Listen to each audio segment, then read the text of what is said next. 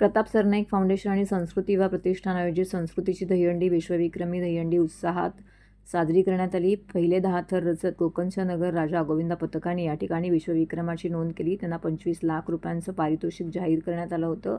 हा क्षण सर्व भारतीयांसाठी अभिमानाचा ठरला।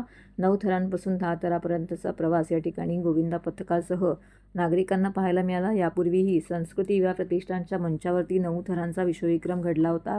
आज त्या अभूतपूर्व विक्रमापेक्षा 1 थर उंच जात कोकण नगर पथकाने नवा इतिहास घडवला।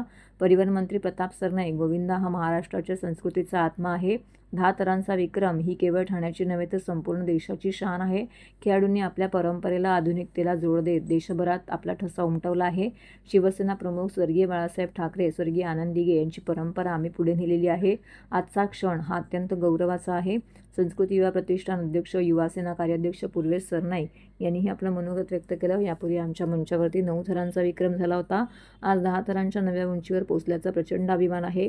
कोकण नगरचा गोविंदांनी मेहनत व जिद्द आणि शिस्त यांची सांगड घालत महाराष्ट्राच्या कर्तृत्वाचा झेंडा जगभर फडकवला आहे। मला विश्वास होता की कोकण नगर विश्वविक्रम रचेल।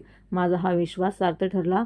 जय जवान गोविंदा पथकाने ही 10 थर रचत विक्रम करत 5 लाखांचं बक्षीस मिळवलं। सदर कार्यक्रमाला शुभेच्छा देण्यासाठी मुख्यमंत्री देवेंद्र फडणवीस, उपमुख्यमंत्री एकनाथ शिंदे, आमदार, खासदार, इतर मान्यवर, मराठी हिंदी सृष्टीतील कलाकारांनीही येथे हजेरी लावली।